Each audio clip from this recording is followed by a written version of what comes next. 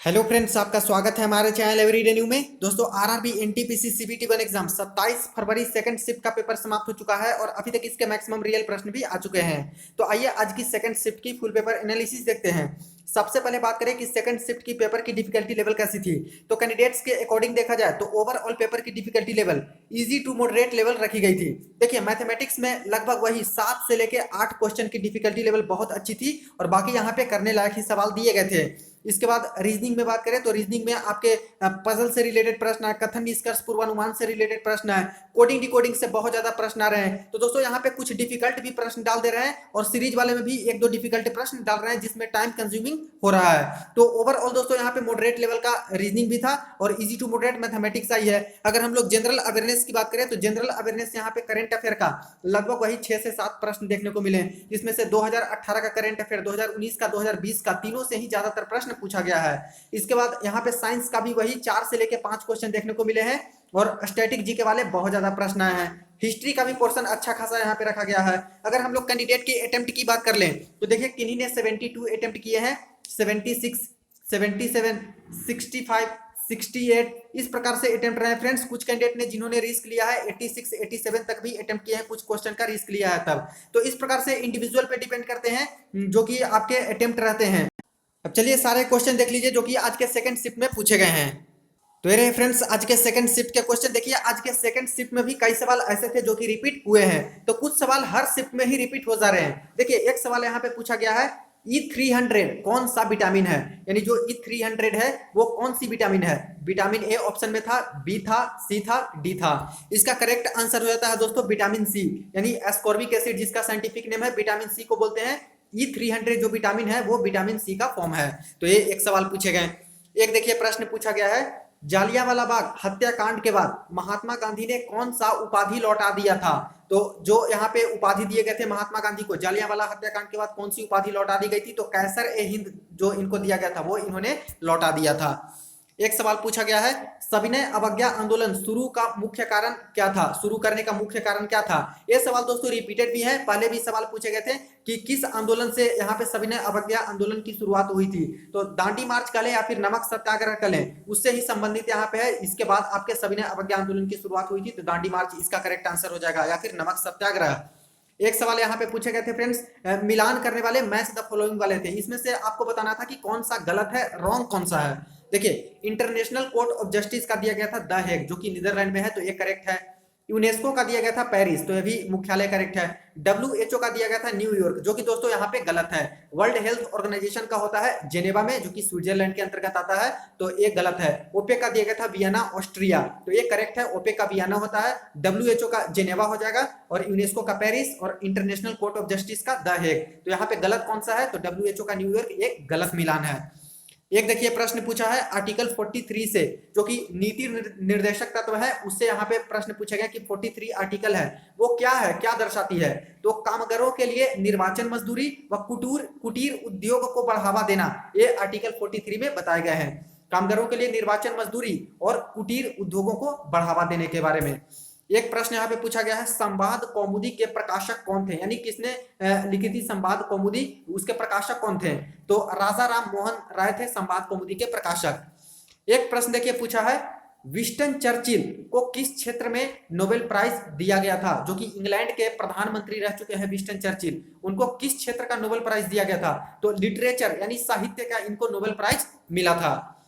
एक प्रश्न पूछा है दोस्तों नई शिक्षा नीति से रिलेटेड, और आज के फर्स्ट शिफ्ट में भी नई शिक्षा नीति से रिलेटेड प्रश्न आए थे कि जो यहाँ पे मिड डे मील होते हैं उसमें कितने कैलोरी दिए जाएंगे जो बच्चे हैं उनको, नई शिक्षा नीति के अकॉर्डिंग। और अभी देखिए प्रश्न पूछा है, नई शिक्षा नीति किसकी अध्यक्षता में बनी थी, तो के कस्तूरी रंगन थे जिनकी अध्यक्षता में यहाँ पे नई शिक्षा नीति की रूपरेखा तैयार की गई है।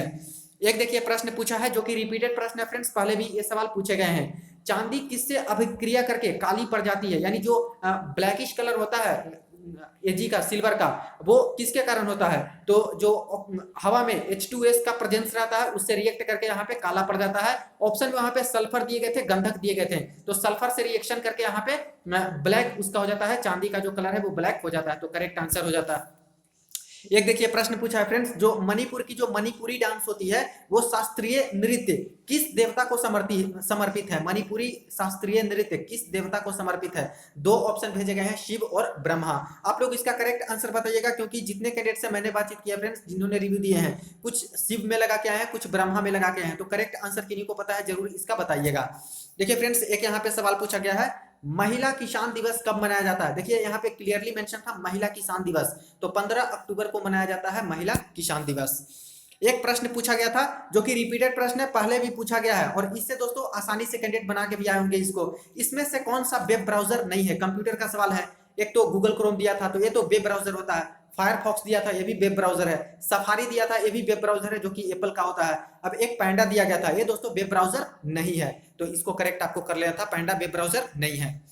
एक सवाल देखिए पूछा गया है, चीन में शांति का प्रथम नोबेल प्राइज किसे दिया गया? यानी कि चाइना में कौन से प्रथम व्यक्ति थे जिनको यहाँ पे पीस का नोबेल प्राइज मिला है, शांति का नोबेल प्राइज मिला है? तो ल्यू शियाबो थे जिनको यहाँ पे चाइना के प्रथम व्यक्ति हैं जिनको नोबेल प्राइज मिला है, किसमें? शांति में, पीस में। तो देखिए चाइना से भी सवाल पूछ दे रहे हैं और कहीं कहीं से भी इस तरह के सवाल बन जा रहे हैं कुछ क्वेश्चन।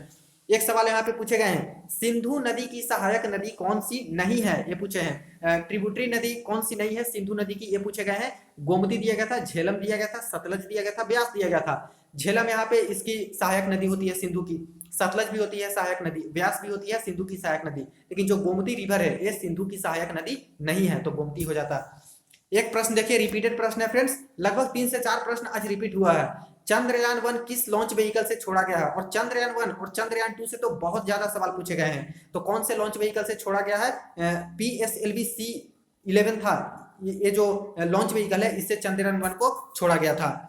एक प्रश्न देखिए पूछा गया है, भारत का पहला स्वदेशी उपग्रह कौन सा लॉन्च किया गया था? यानी इंडिजिनस सैटेलाइट है भारत की फर्स्ट, वो कौन सी थी? ये पूछे गए। स्वदेशी उपग्रह मेंशन थे क्वेश्चन में, SLV3, PSLV, GSLV, ASLV, इस तरह के 4 ऑप्शन थे। इसका करेक्ट आंसर होता है SLV3, जो कि फर्स्ट स्वदेशी उपग्रह है भारत की, जो कि लॉन्च किया गया है इंडिया की तरफ से, तो SLV3।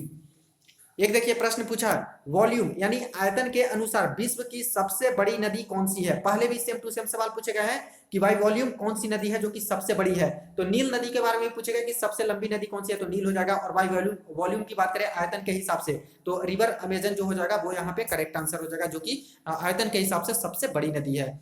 एक देखिए प्रश्न पूछा है, किस संघ यानी कि फाइलम में पशुओं के पैर जुड़े होते हैं? ये सवाल पूछे गए। फाइलम मेंशन थे फ्रेंड्स, बायोलॉजी का प्रश्न है, तो यहाँ पे आर्थ्रोपोडा करेक्ट आंसर हो जाएगा। आर्थ्रोपोडा अगर ऑप्शन में हो जाएगा फ्रेंड्स तो ये करेक्ट आंसर होगा।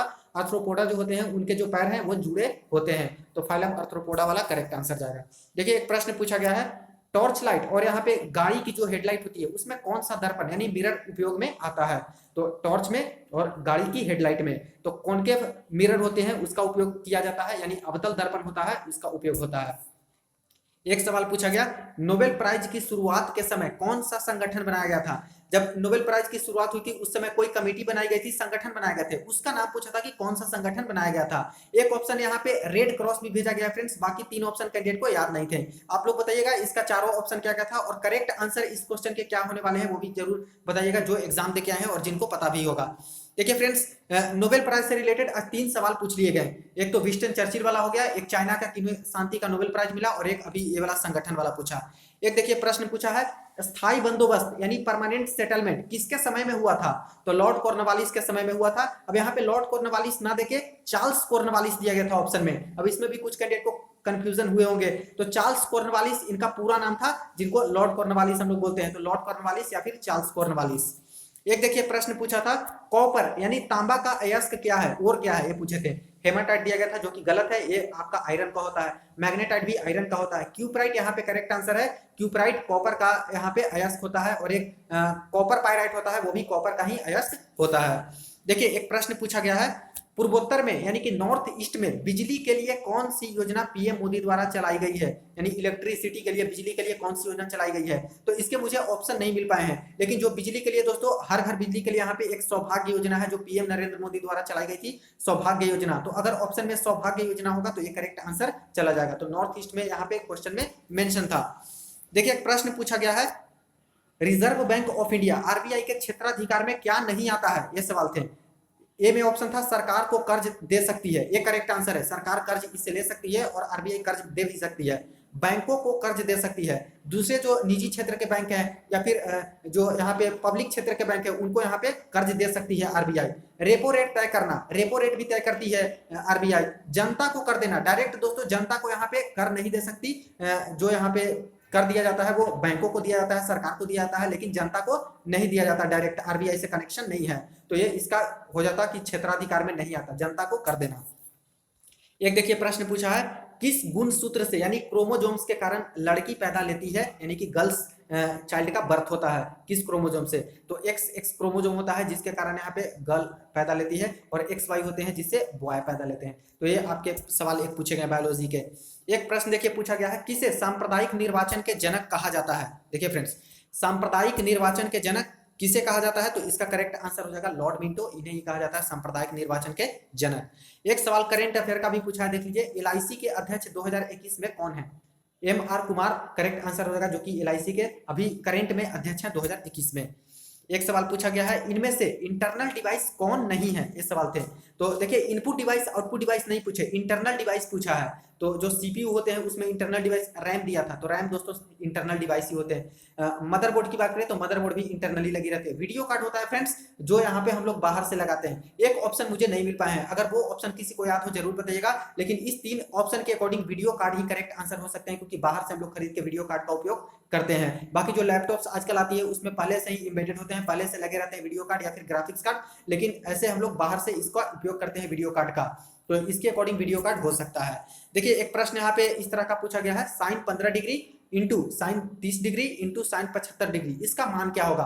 कुछ बटा में करके ऑप्शन दिए गए थे कि इसका डायरेक्ट वैल्यू नहीं दिया गया था, इसका कुछ करके जो सॉल्यूशन करके क्या आता है इसके फॉर्म में यहाँ पे 4 ऑप्शन दिए गए थे। एक देखिए फ्रेंड्स प्रश्न पूछा है, sine x plus cos x का मैक्सिमम मान क्या होगा, यानी कि अधिकतम मान क्या होगा? ये सवाल आए थे। देख लीजिए साइन एक्स और प्लस कॉस एक्स था, इसका मैक्सिमम वैल्यू यानी अधिकतम वैल्यू क्या होगा?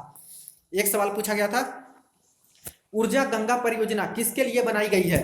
अब देखिए फ्रेंड्स, जो ऊर्जा गंगा परियोजना है एक गैस पाइपलाइन परियोजना है जिसका लक्ष्य निवासियों को नेचुरल गैस प्रदान करना और वाहनों के लिए सीएनजी उपलब्ध कराना है। तो ऊर्जा गंगा परियोजना क्या है? तो एक गैस पाइपलाइन परियोजना है। तो आप लोगों ने देखा कि ये सवाल आप पूछे गए फ्रेंड्स, तो ऊर्जा गंगा परियोजना और एक नॉर्थ ईस्ट में बिजली के लिए वो, तो 2 योजना आज पूछा गया है। एक देखिए प्रश्न आया है, इनमें से किस देश की राजधानी सुमेलित नहीं है? अब देश दिए गए थे, कंट्री दिए गए थे और उसका यहाँ पे राजधानी दिया गया था कि कौन सा सुमेलित नहीं है, मैच नहीं करता है। तो एक ही ऑप्शन मुझे मिला है, ब्रुसेल्स का बेल्जियम दिया गया था, तो बेल्जियम की राजधानी होती है ब्रुसेल्स, ये तो करेक्ट है। बाकी 3 ऑप्शन वहां पे दिए गए होंगे फ्रेंड्स, उसमें से एक गलत दिया गया होगा, उसी को करेक्ट करना था। तो ये भी देश राजधानी से भी प्रश्न आज बना। एक देखिए प्रश्न भेजा गया है, ताजमहल की सफाई से रिलेटेड, जो यहाँ पे ताजमहल की सफाई की जाती है उससे रिलेटेड थे कुछ क्वेश्चन, कैंडिडेट को याद नहीं, लंबे चौड़े 2-3-4 लाइन का यहाँ पे प्रश्न भेजा गया था। किनको पूरा प्रश्न याद होगा कमेंट सेक्शन में जरूर बता सकते हो कि उसका सार क्या करा था क्वेश्चन का। देखिए एक प्रश्न पूछा गया है, 2021 तक भारतीय संविधान में कितने मौलिक कर्तव्य हैं, यानी कि फंडामेंटल ड्यूटीज हैं? तो टोटल यहाँ पे भारतीय संविधान में 11 फंडामेंटल ड्यूटीज हैं, मौलिक कर्तव्य हैं। तो टोटल 34 के आसपास क्वेश्चन मुझे मिले हैं जनरल अवेयरनेस से। एक मैथमेटिक्स का आप लोग देख लीजिए, ट्रिगोनोमेट्री की बात करें तो 2 सवाल पूछे गए हैं जिसका मैंने डिस्कशन आपको किया। मेंसुरेशन की बात करें तो 2 से 3 सवाल आए हैं, एक तो सिलेंडर का आया था फ्रेंड्स, और ज्योमेट्री की बात करें तो 2 सवाल आए हैं। एसआईसीआई वाले 1 से 2 सवाल देखने को मिले, अलजेब्रा से 2 से 3 सवाल आए हैं, टाइम एंड वर्क से 2 सवाल, नंबर सिस्टम से 1 से 2 सवाल आए हैं, एलसीएम एचसीएफ की बात करें तो 2 सवाल, सिंप्लीफिकेशन का दोस्तों 2 से 3 क्वेश्चन आया है। इसके बाद प्रॉफिट एंड लॉस से 2 से 3 सवाल, डेटा इंटरप्रिटेशन वाले 4 क्वेश्चन, चारों ही अलग अलग डीआई दिए गए थे। मीन मीडियन मोड की बात करें तो यहाँ पे 2 क्वेश्चन इसका आया है, परसेंटेज से डायरेक्ट यहाँ पे 2 क्वेश्चन आए हैं, रेशियो एंड प्रोपोर्शन से 1 से 2 सवाल आए हैं। रीजनिंग का देख लीजिए, सबसे ज्यादा जो टॉपिक कवर किए गए हैं रीजनिंग में, कथन निष्कर्ष और पूर्वानुमान को मिला के 2 क्वेश्चन पूछे गए, सिलोगिज्म वाले 1 क्वेश्चन भेजे गए हैं। इसके बाद सिटिंग अरेंजमेंट की बात करें तो 2 सवाल बताए जा रहे हैं, लेवल इजी था। कोडिंग डिकोडिंग की बात की जाए तो 5 से 6 सवाल कोडिंग डिकोडिंग के आए हैं, फर्स्ट शिफ्ट में भी कोडिंग डिकोडिंग के 6 से 7 सवाल आए थे। वेन डायग्राम की बात करें तो 1 सवाल पूछे गए, सीरीज वाले लगभग 3 से 4 सवाल आए हैं, मिसिंग नंबर भी इसी से रिलेटेड थे। एनालॉजी की बात करें तो 2 से 3 सवाल, ऑड वन आउट वाले भी मिला के इसमें आप लोग रख सकते हो। मैथमेटिकल ऑपरेशन से 1 से 2 सवाल आए, पजल से रिलेटेड देखिए 2 से 3 सवाल आए हैं, अल्फाबेटिकल सीरीज वाले 1 से 2 सवाल आए हैं। तो ये फ्रेंड्स आज की सेकंड शिफ्ट की पेपर एनालिसिस वीडियो को ज्यादा से ज्यादा शेयर कर दीजिएगा और चैनल को सब्सक्राइब कर दीजिएगा 100% रियल एनालिसिस के लिए और रेलवे भर्ती की पल पल की अपडेट के लिए।